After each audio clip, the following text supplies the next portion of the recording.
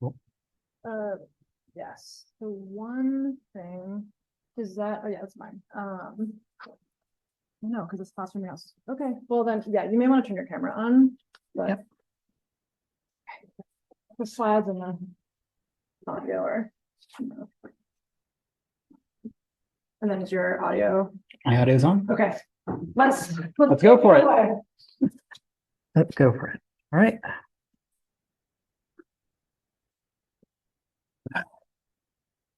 Hello, everyone. I'm Arav Agarwal. I'm a recent graduate of the MCDS program, and I want to talk a little bit about my capstone, about the upcoming capstone semester you guys are going to have, and give a shit ton of advice. So I hope all of you are taking very ready notes on those laptops that are very clearly not open to notes pages for other classes. And let me know regardless. So in general, I'm going to talk a little bit about me, some general capstone advice, and then I'm going to talk briefly, in quotes, about Learn to Race, which is the capstone that I both mentor and have been a part of for the last 2 years. So the one thing I will ask each and every one of you is please ask questions. I am generally at my best when people are asking questions, when people are interacting with me. I have enough space to fill the entire hour that we have, but I prefer a more interactive presentation when possible. So if you disagree with anything I say, because I'm going to say things that are probably some of you are going to disagree with, tell me. Let's have a nice conversation. If you think anything is too obvious, please speak up, because any advice that I'm giving right now, it might sound obvious, but I've seen it fucked up in one way, shape, or form by both either my capstone or some of the capstones that I'm mentoring. So hopefully it'll help. And it's hard to know. I mean, when everyone is in the middle of the semester versus before a semester, which are kind of two different modes, right? We very much plan for the best and hope for the worst. So try to internalize what's going on and try to be the best version of yourself as the capstone is starting. So who am I? Well, I'm a recent MCDS graduate. Graduated last spring. I specialize in analytics. I took too many courses. I'll show some of the ones that I took next semester in case you're wondering what my background is, because I can't describe my background anymore. I'm sure it's not useful for me to do that. I'm a member and mentor. I was a member and mentor of Learn to Race capstone team, so the current L2R capstone team, and I'm one of the mentors for the current AI presentation coach capstone. I was the past lead 11637 FCDS TA for about a year, and I'm hoping to get into a PhD program next year. So, because I want to teach more people. If you want an idea of what the classes I've taken, here's the classes I've taken. It's generally more of an eclectic sort, focuses on systems, ML, and a little more theory focused. I took some security courses because I wanted something fun to do in my 4th semester, but really kind of just nothing more than that. So why should you care about what I'm going to say? Well, I'm going to talk about L2R and discuss my capstone in some detail, as a lot of my capstones come from, a lot of my intuitions come from just being a part of capstone and leading a capstone. And my goal here is not just tell you, do these things if you want an easier time next semester, but to hopefully explain to you in such painstaking detail that 1 or 2 of you come out and say, yes, I will go and do those things, because it just takes a few people to really make a good capstone team. And I want to lift the veil a little bit and explain both the unique challenges this semester will provide, like this upcoming semester will provide, and hopefully encourage all of you to, again, be the best version of yourself, because next semester's harder. It doesn't get easier from here. So here's my view of MCDS as a whole. This is abstracting away a lot of things, but I like it for its simplicity. So first semester plus summer, if you had it, are really these basic skills courses, right? So that's your FCDS, your intro to ML, your interactive data science, and maybe cloud computing, if some of you took my advice into that earlier. By the end of this semester, you've probably learned everything at the core of what you would need to do in industry or academia with this degree. I always come back to these skills that I learned this semester. They're the things that are my bread and butter. But as you take more and more specialized courses, you will just generally find that, again, these are the things I come back to. These are the things that will be at the core of what I handle. So now we've skilled you guys, reasonably speaking, in one discipline. Next semester, you're going to have to figure out how to work in a team. There is no other goal about next semester. I don't care if you learn everything. I don't care if you learn nothing, except working in a team. What this means is that you need to be willing to work with each other. You need to be willing to be open with each other. And that's very difficult. The third semester is just finding a job, getting more specialized skills, doing more or less what you learned before. But second semester is especially difficult and especially brutal because you have team projects to deal with. So next semester will be the hardest semester you'll have, but you will get through it. For a lot of you, this will involve multiple all-nighters throughout the week. For me, it involved about that much. And I will say, it'll be okay. You will be okay. It's my least favorite semester for a reason, but it's a good semester. So what makes it challenging? Well, you all need to work on teams and do so with efficiency. You might be used to working in other courses or other professional scenarios where you can slack off a little bit or someone else can slack off a little bit, and they're not expecting kind of linear growth in the amount of work you can do with the number of people you have. Unfortunately, we're in Carnegie Mellon. We all expect everyone to give close to linear growth in the amount of work they can do. So don't make this another group project where one person does 99% of the work. You're not going to survive. Well, someone's going to survive. It's not going to be you because someone at the end of the day has to do the work. The other thing that is challenging is that most of you have not taken cloud computing yet. Can I get a raise of hands for who has taken cloud computing? You guys are lucky and also going to have a very hard time working with people who haven't. Cloud computing requires 3 team members to work concurrently in order for you to make decent headway and finish the group project on time. Would people agree with that? Does that seem fairly reasonable for what they've seen in cloud? Yeah, cloud is brutal. I know what most people end up doing is they end up focusing the majority of their time on cloud as opposed to focusing their time on their capstone. There are ways of getting cloud done with less, and most of you will focus on doing cloud properly and doing it well, but it's going to be a major time sink and you need to plan for it. The other issue is you're going to have your capstone to work on. So you don't just have one group project to work on. You have 2 separate group projects that will take a lot of your time and have vastly different scopes and vastly different requirements. And you'll need to manage and handle them separately. So be ready for them. Right, here's how I break it down. Cloud computing in a lot of ways is the easier group project, not because it's technically easier. Cloud computing involves a lot of software engineering skills that you will have to develop, but it's highly structured. It's planned and paced by the instructors, and it's very easy to tell when you get off track, right?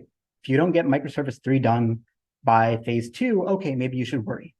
If you, like me, got microservice 3 done on the final hour of phase 3 and said, holy crap, it works, you probably struggle a little more. And there's a lot of interesting individual projects to write where everything is very highly structured and it's very easy for you to get into flow. Thus, your capstone, on the other hand, depends on the mentors. Some of them will be very highly structured, but most of them will have some amount of structure that you have to build in. It's roughly planned and paced by us. All of us mentors have a very good idea of what is feasible, what is not feasible, but it's mostly on you to set on what tasks you're going to do each week and handle what tasks you're going to do each week. It's easy to not tell when you get off track, and it's very hard to rectify.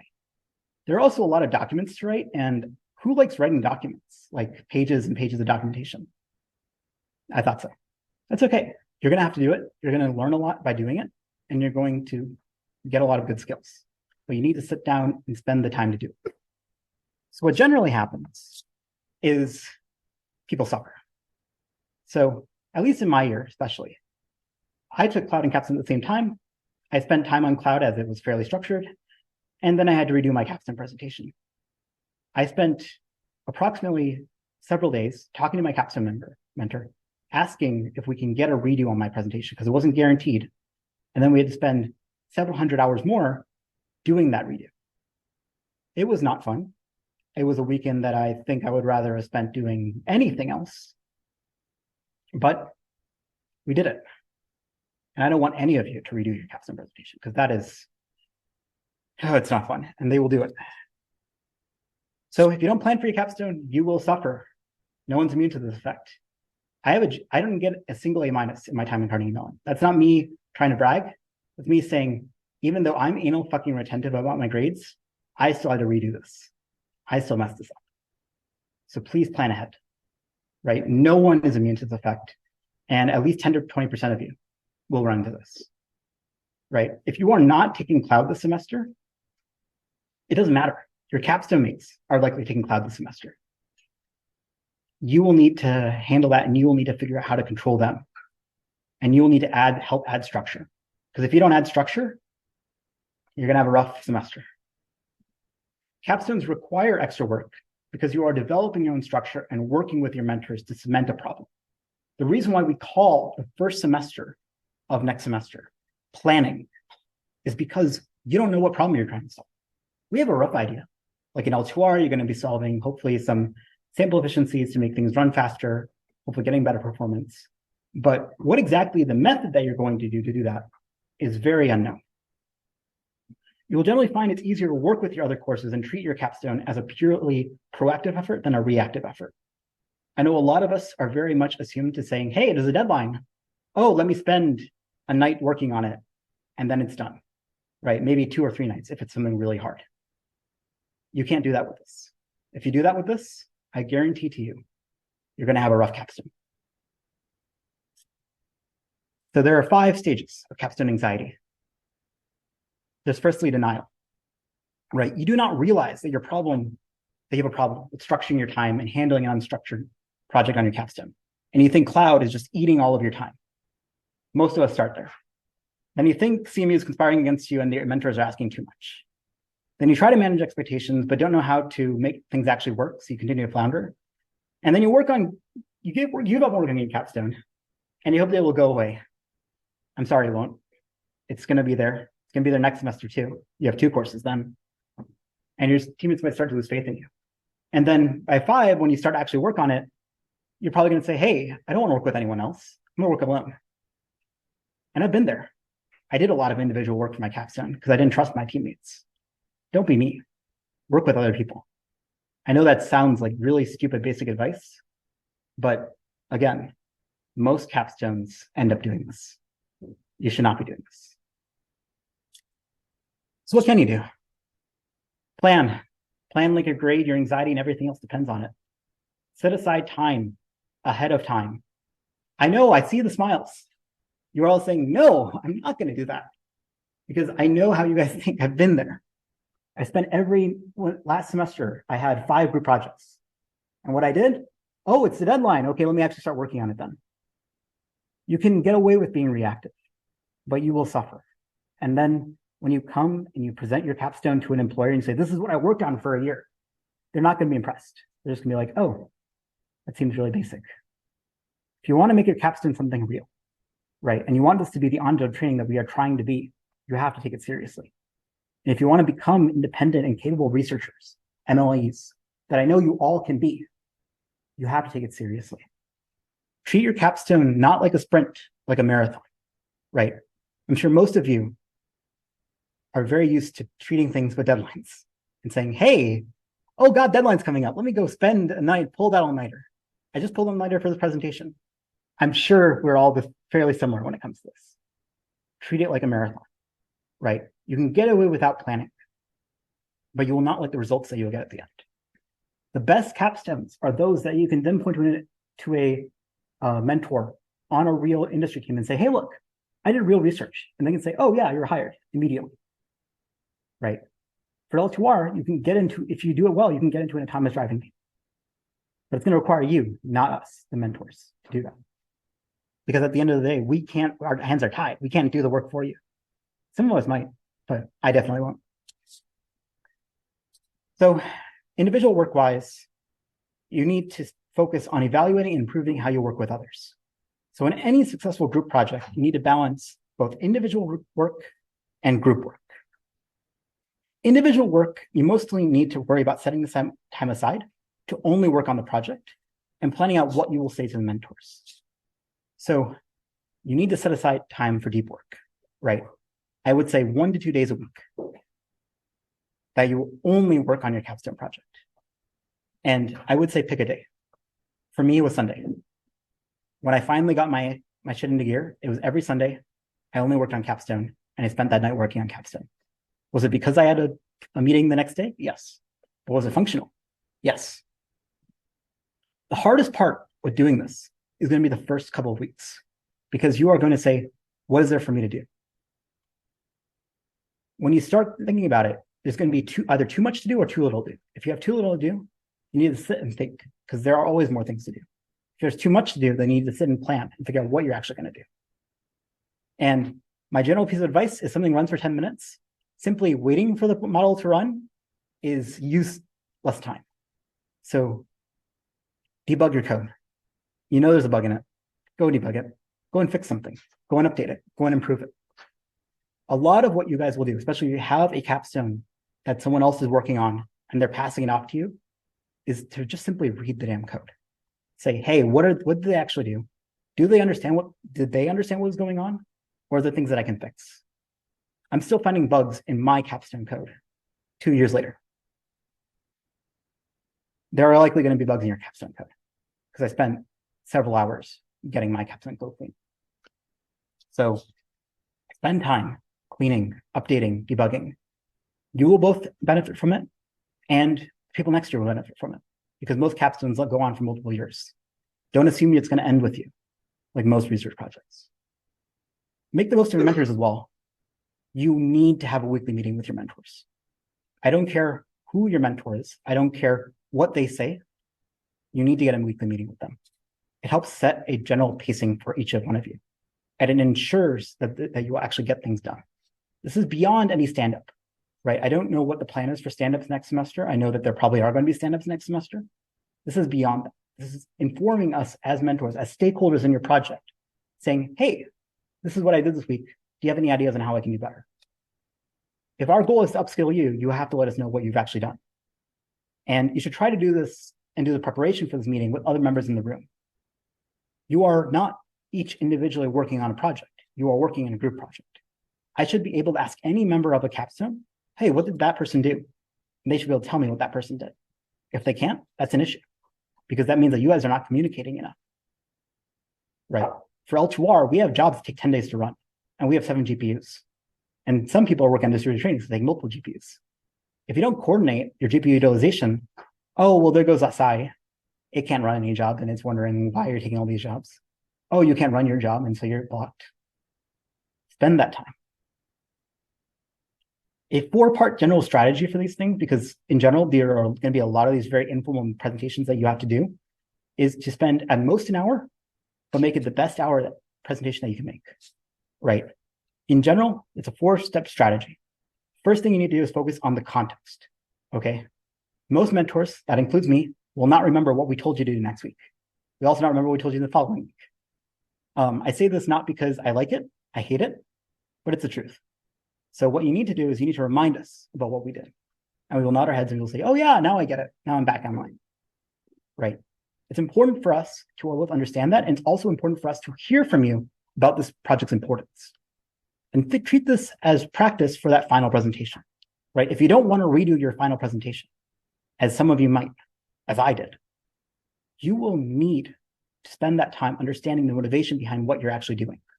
And this helps us as capstone mentors ensure that you have that motivation and that you are aligned with what we want for the project. Then you're going to focus on the task. This needs to be a very detailed explanation about every single step of your project, right? Say you run a machine learning job, right? You know you need to handle the data set. You know you need to handle splitting. You know you need to handle the architecture, the HPO, everything. If it's not clear to your mentor about what you actually did that week, we're going to ask. And your job should be not having a bunch of questions about, hey, what did you actually do? But hey, what do we do next? If you wrote software, code, right? Talk about the struggles you had, right?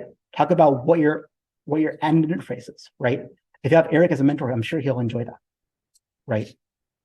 Talk about what you did. Explain the choices that you made, because you had to make reasonable, intelligible choices.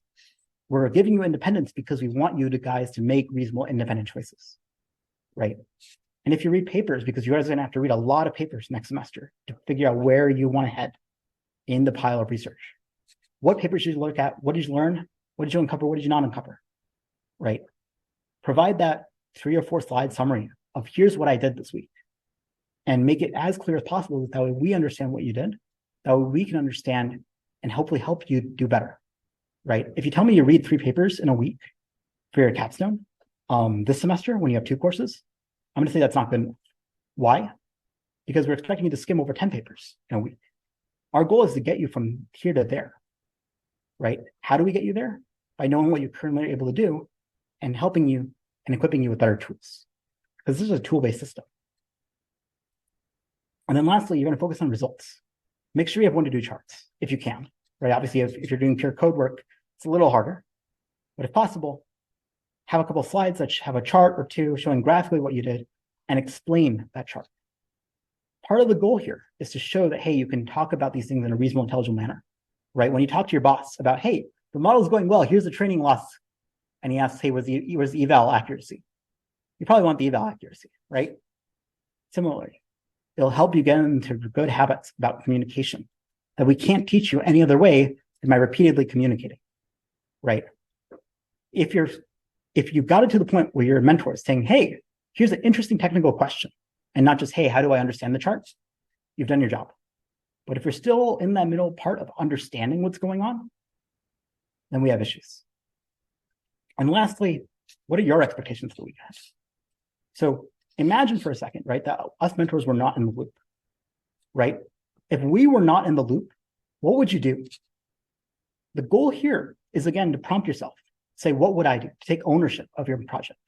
Because by the second semester, you need to be doing this sort of loop again and again and again and again and again, right? The only reason I'm able to do what I did, and I'll show you what I did after halfway, is strictly because I did this again and again and again and again and again.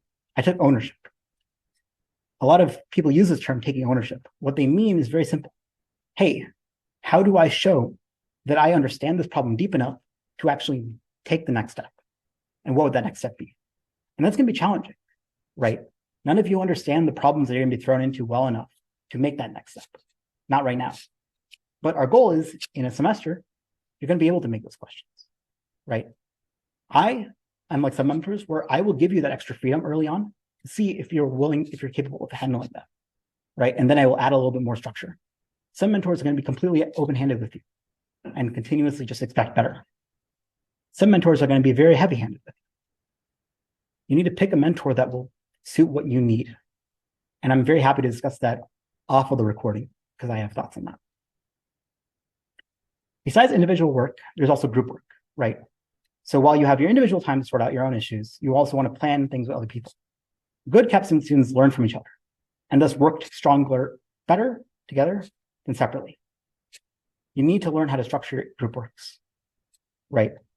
While we can mentor, mediate, and if someone's not doing what they expect to do, we should know that. That way we can help you, right? At the end of the day, we want you guys to take ownership. So we'll help you give strategies. We'll help you bring the horse to water, so to speak, right? It's your job then to either make it happen or say, hey, look, can you move them? That's okay. We're happy to move people from capstone to capstone. We're happy to people drop capstones entirely, right? It's not fun for the student, but you want to get the work done. In general, the way I find it, the best kind of group work is 2 separate tasks. One is learning, and the other is debugging and unsticking, right? I know capstone is meant to be a class. So you're like, what? We have more learning to do? Yeah, capstone involves a lot of heavy self-learning. Like an internship, we will require you to develop yourself along with the project, right? What that means is depends on the project, right? For AI presentation coach, it means understanding the business of conducting a presentation, understanding all the features that the previous capstone has developed, all the various models that they've developed, because they developed several independent different models that they've run, and they run in one web paradigm, and understanding each individual model's trade-offs. For L2R, it involves training and running long-term RL jobs, being able to babysit and continue a job when it fails, and being able to say, what are my metrics? What are good metrics? What are bad metrics? If you do not want to spend the time to do that, and you don't want to spend the time to learn these skills, you might want to pick a different capstone because it's not worth your time. So it's very easy to stick to what you learned in this semester and try to apply it in your capstone. I've done it.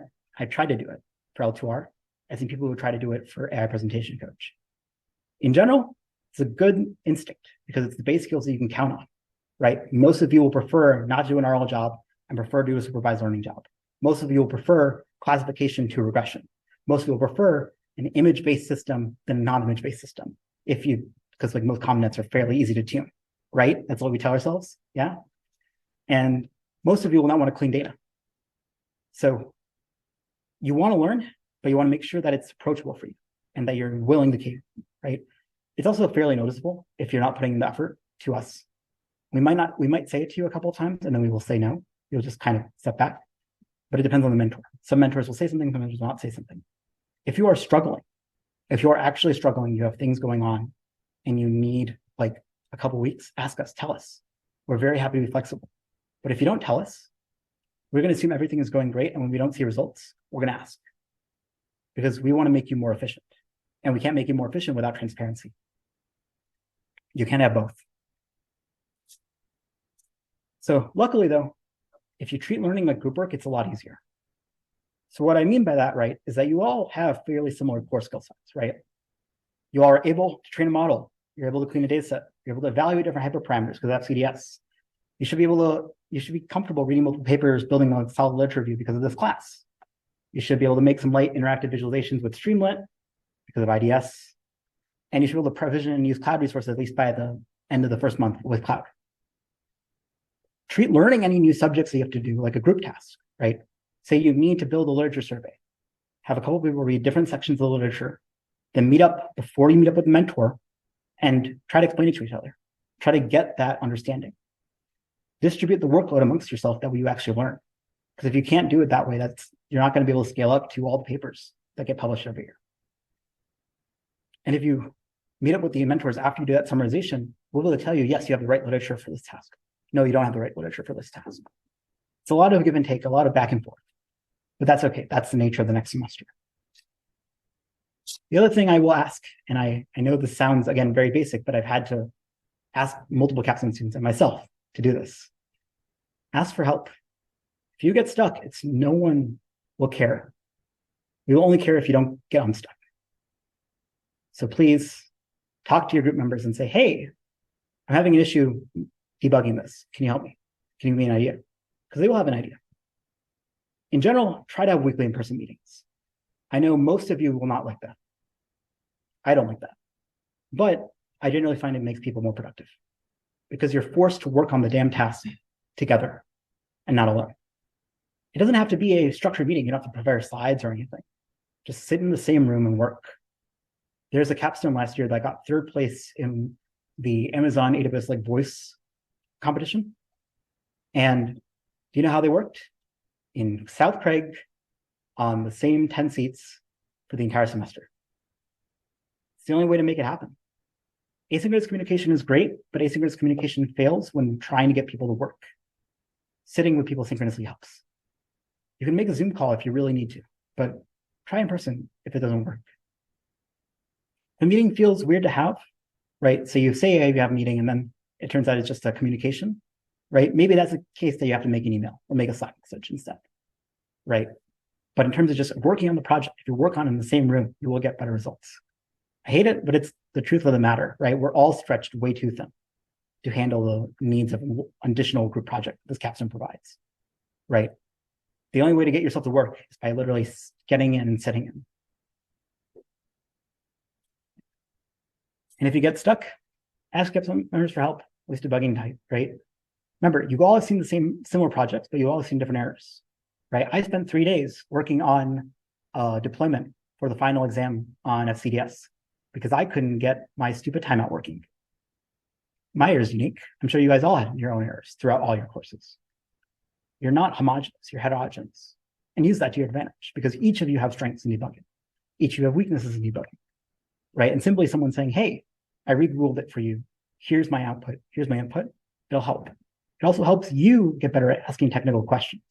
When you go into industry, you're going to have to ask technical questions from your mentors, from the people who are leading you, right? And they're going to expect you to do this due diligence.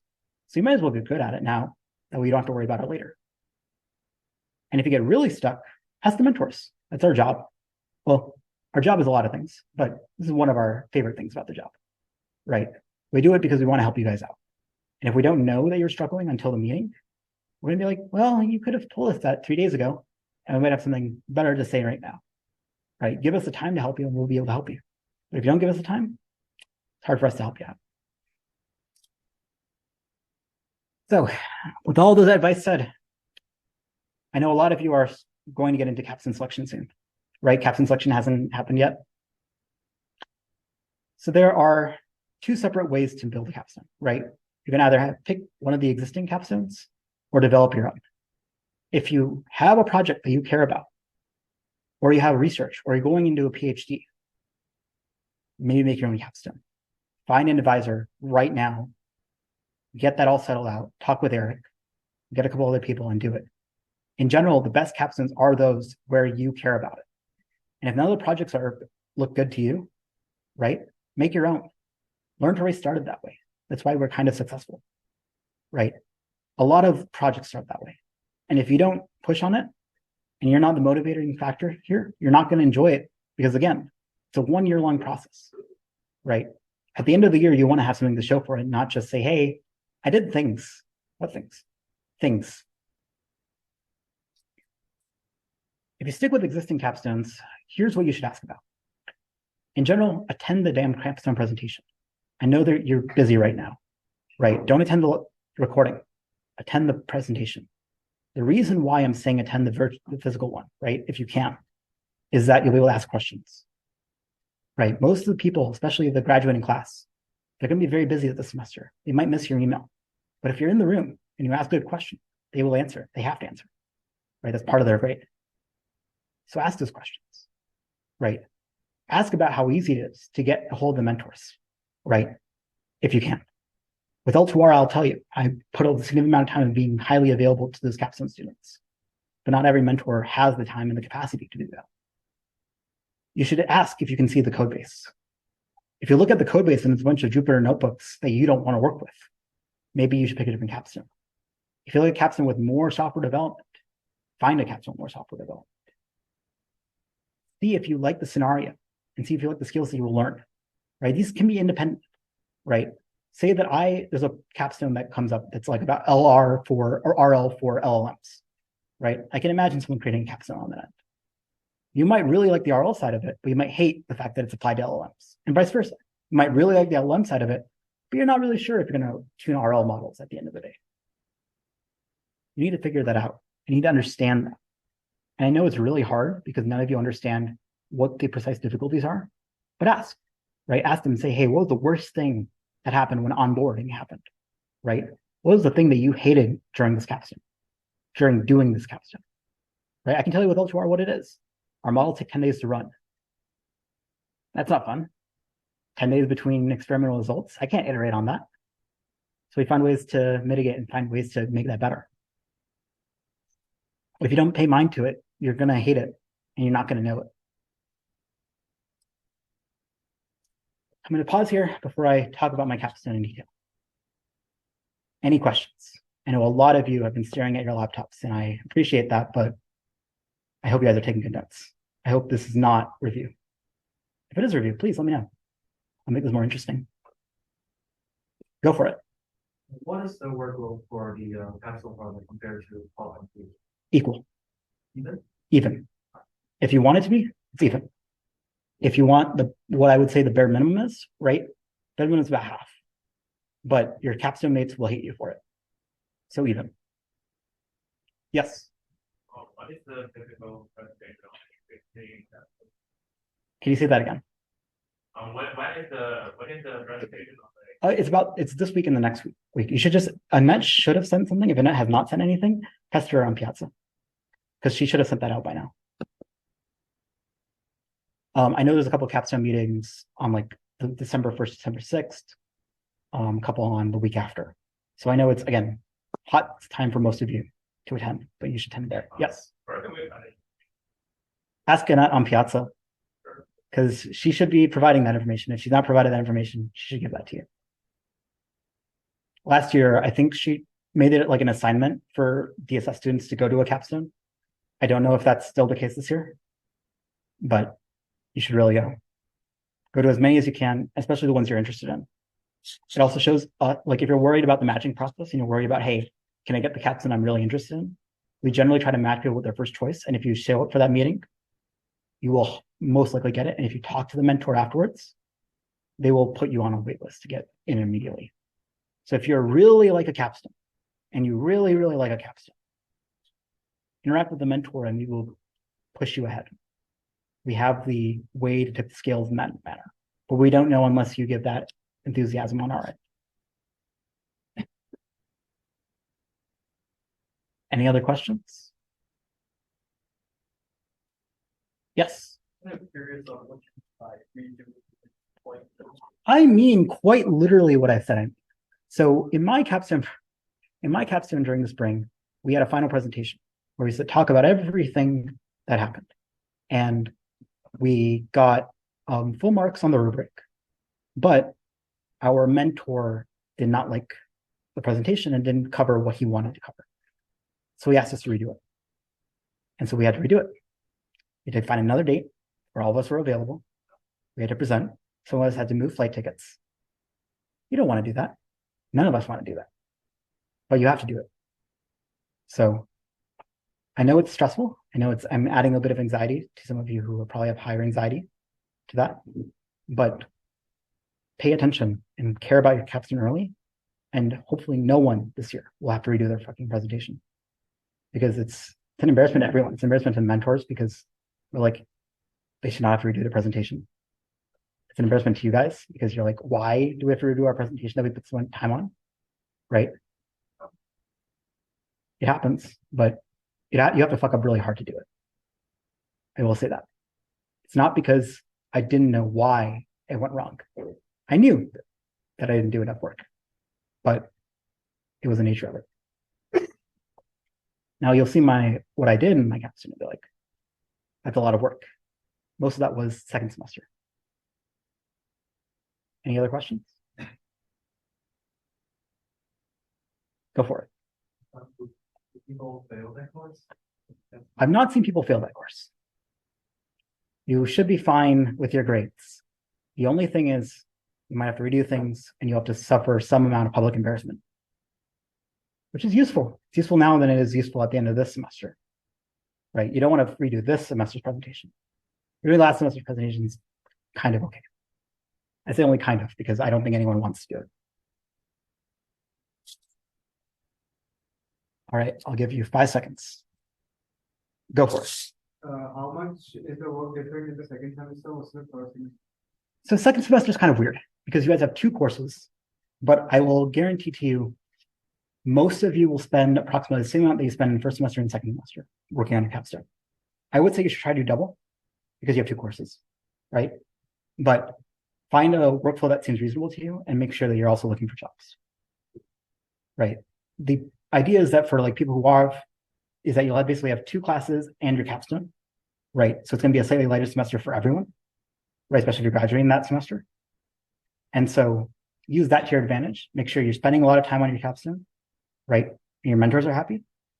But also, I mean, I'm not going to say anyone don't find a job, right? Finding a job is kind of important. Or doing apps if you're applying to PhDs. All right, 5, 4, 3, 2, 1. All right. Let's talk about Learn to Race. So what is Learn to Race? Well, Learn to Race is the main tagline is it's a multimodal control environment focused on real-time reinforcement learning. The important thing to realize is that we have a real simulator that drives a real F1 car around a track, and your goal is to, given all of this multimodal data, drive the car along the track. That sounds very easy. I mean, you have borders on the track. You can tell what a left turn is, what a right turn is fairly easy. How hard can this be? Well, it's fairly hard, mainly because we want to use reinforcement learning to do this. RL methods are notoriously sample inefficient. They require a lot of data to work. And so you have to spend a lot of time tuning the model to be successful. When you run an RL model, you're not just worrying about your training process, you're worrying about your data collection process because you collect your data alongside your training. You have to worry about many, many more orders of magnitude of hyperparameters. You worry about your training rate. Should you collect more data?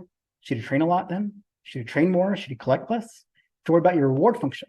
Should you incentivize the model to not crash into the border? Or should you require it to stay in the center? Should you worry about data set parameters, right? So we collect the data set, so we got to worry about what a data set looks like. Do we remove the old data? Do we remove any data? Why should we remove data? Why should we not remove data? These are all the questions we have to handle. This is all done automatically. So you have to set a model, you have to try it, and then you have to explain why it failed or why it succeeded. Writing these reward functions for what these things that we prefer is very hard. RL methods focus on optimizing this reward, right? The scalar signal that says, how well am I doing this task? So if I don't want to disincentivize a car from crashing into an environment, if I just give a negative reward for hitting that edge, the model might just learn to, hey, stop in front because it's safe. It's not getting a negative reward. Whereas if it might also decide, hey, if I'm running really fast and I crash, that's fine. Because if I run really fast and I crash, I still get a positive reward, I'm still doing well. So if you want superhuman performance, you might not want the car to learn to stick to the center of the track. You might want to have it learn some other racing line. How do you figure that out? How do you develop that? How do you manage that? Right? Because the idea is that you want to build a reward function that then lets your model then abstract away to new tracks. Right? So you can tell the model, hey, here's my X and Y position, here's the next X and Y position, follow. But then it doesn't have that information in the next track. So how do you give it that? The other thing that's fun is that RL training is deceiving. While normal training curves go down, RL training curves go up. And this is a good training curve. A bad training curve is exponential growth. I had a loss curve actually break numeric limits on PyTorch floats. It was a fun night. But that's all we're looking for. So everything is additionally hard because all of your standard thought processes of, oh, loss go down good, are not there. So how do you handle that? The additional thing is that we're not just handling RL. We're trying to do safe RL. RL algorithms want to maximize this expected value of our reward. But if we want to make the vehicle avoid crashing, right? Because crashing means losing thousands of dollars at least of equipment, right?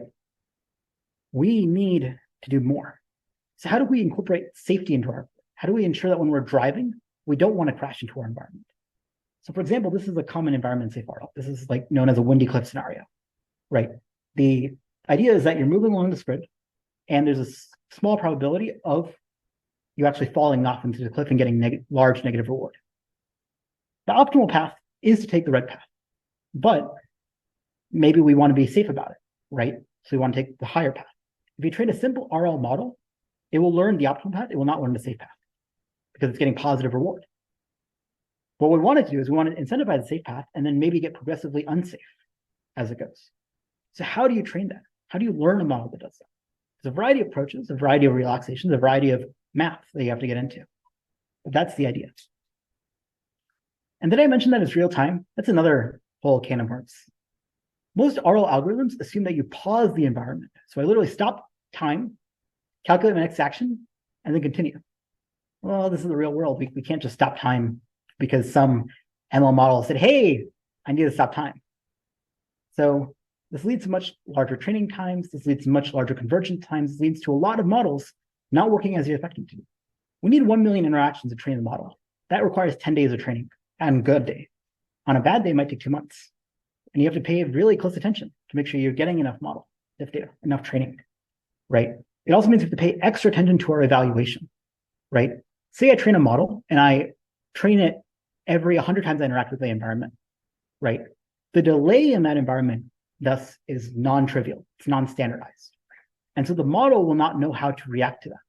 And so what you have to do is you have to artificially add delays to your evaluation to make it the same delay as your training in order to get your model to learn anything. And is that crazy? Yeah, that's the nature of it. And the question is, do we need it?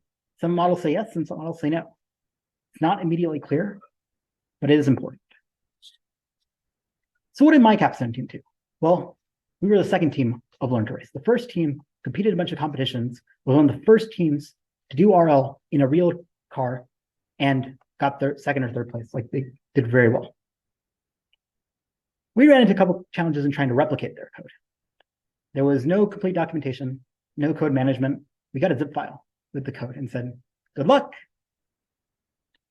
There was well-tested simulator code, so our simulator was going over some rewrites, and there was a lack of understanding. Most, if not all of us, didn't know RL.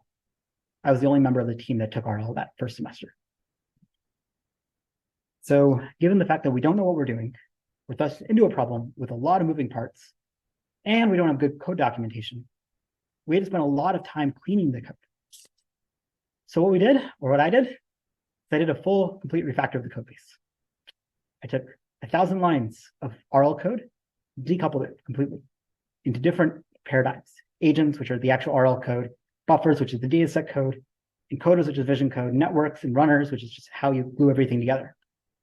I moved thousands of lines of code into separate, individual, easy-to-read things that were modular and interchangeable. The second thing I did was I added a full configuration system. Given our jobs were taking forever to run, we knew that we had to both monitor our configurations and we had to know our configurations. Say I have some magic numbers, some constants within my code, and then you change it. Well, how do I know that those magic numbers and my magic numbers are better? Right? We want to be able to log all this stuff. We want to be able to know all this stuff. We want to be able to confirm that, hey, configuration is working.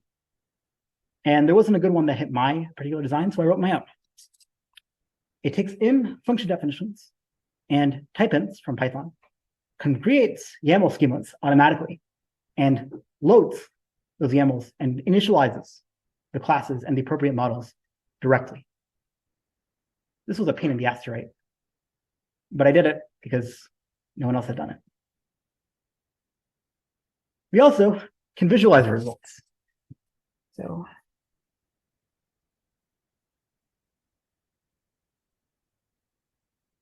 we've hooked it up to weights and biases.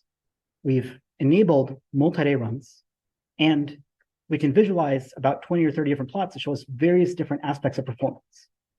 So when this loads, because it's taking a long time, because weights and biases is not used to having this much data in a single run, you can see that I have quite literally 500,000 separate GIFs, how each model is training. I have all my loss curves. I have my replay buffer length, my output norm, which is just effectively how large the scaling of my reward functions are, the number of laps completed, my success rate, my speed, my efficiency, how smoothly my model is moving, how efficient it is, how nice close it is to the perfect track. The placement error, which is just how far it is from the edge.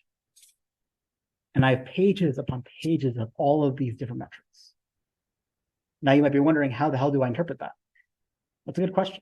There's a lot in there. And that's part of what you'll have to learn in this capstone, is how to take a lot of these printouts and make meaningful understanding of them. Because each of them tells you a little bit of the picture. It doesn't tell you the whole picture.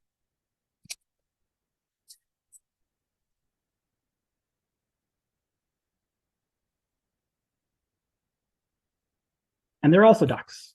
So the other thing I did is I documented the entirety of all the code that I rewrote. So every function has type-ins, every function has inputs, every function has outputs. Every function has a link to where originally was defined if I found it. Took me a significant amount of time to do, but I did it because I didn't want the next version of my capstone to fail. Because I spent significant time, I don't want someone else to spend significant time. When I'm telling you guys to rewrite your code, I'm not saying you need to do this, but you need to get close. Because it's going to help you both understand your code, it's going to help you do your code proper.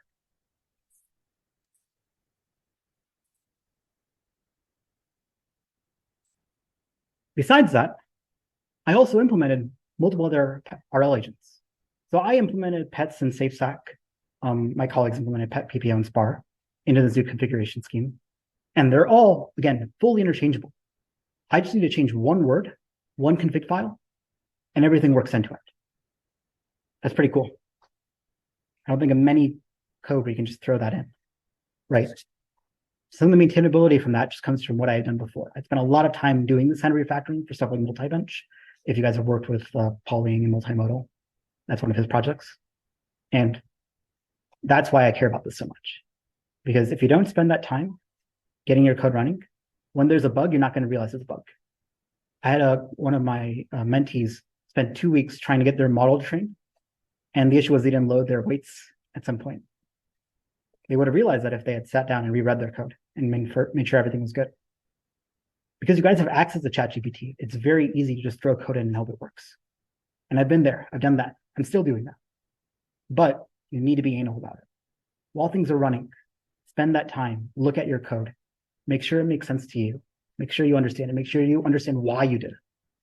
Because if you don't do it, you're going to run into a bug and you're going to still be fixing those bugs. I'm still fixing bugs. It's not a foolproof scenario, but you still got to do it. I also help to factor a full distributed training system. So we have master nodes, we have worker nodes. We use what is known as an Impala-like architecture. So what that means is that each worker is only used to collect data, not to train, and then the master nodes do all the training. And it's a very simple orchestration scheme. I just say, hey, you have a random chance of being a training node or a testing node. Do your thing, give me the data, throw it in. It was crude, but it kind of worked. We're trying to make it more effective. And so what did I learn? Well, I learned a lot of things. I learned about good code quality for ML replication. I know it's not fun, but I spent a lot of time doing it, and I learned a lot about how to do it quickly. I learned about managing my own expectations when working in a group. I know that I, as a group member, am very demanding on my fellow peers. So I learned to chill out a little bit, focus on doing the things that help them accelerate their work rather than me inhibiting my own work. And I tried to give people tasks that I didn't want to do, that they might want to do.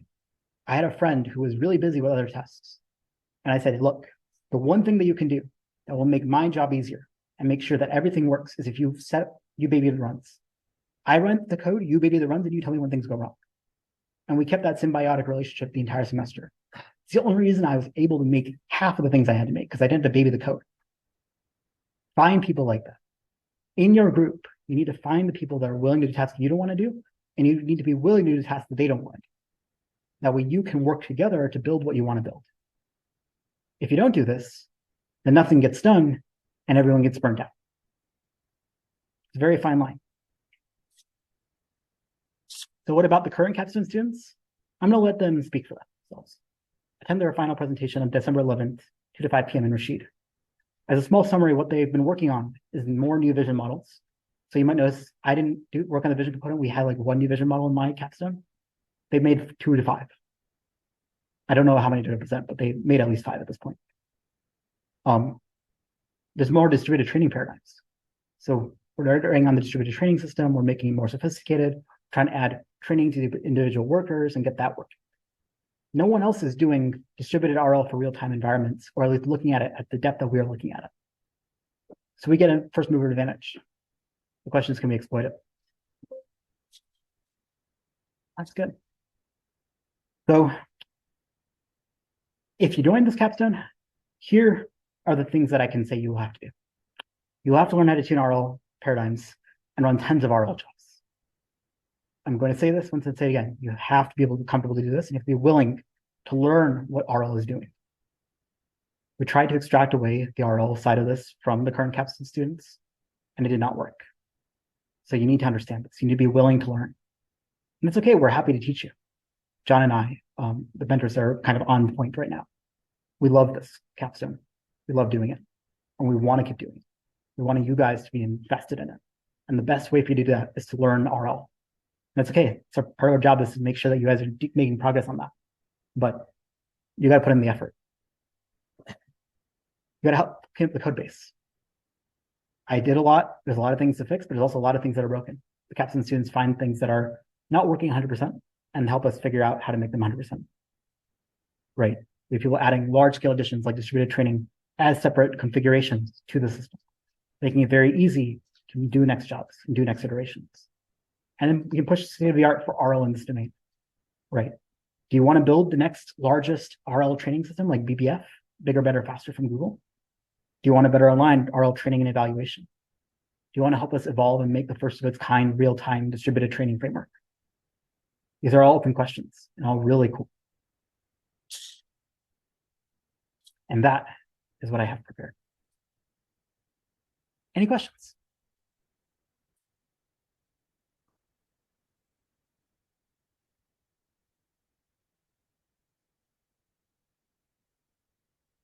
Any questions about L2R? Any questions about capstone? Any questions about anything? Courses, life? Go for it. said you went into this project without any prior knowledge and therefore. I took the RL course beforehand, but all my colleagues did not. Is it fine, or is it saying that without prior knowledge, not prior? Yeah, it's fine. The only thing that we're going to ask of you is to learn. Because I think there's probably at most one or two of you in your entire semester that has RL knowledge at this point. It'd be kind of hard to make a capstone out of one person. Go for it. Are you working with any like industrial partner? So our L2R is kind of fun in that we have a couple industry partners. So we have Honda and we have Arrival. They don't show up on like every meeting. They're not as kind of directly involved as some of the other capstones they run, but we have to report to them, and so they are part of this. They provide the hardware, they provide the software. What are their goals? So Arrival provided the simulator, and Honda is who we report to. Also, John, who's one of the other main mentor, works for Bosch, so he's literally an industry professional.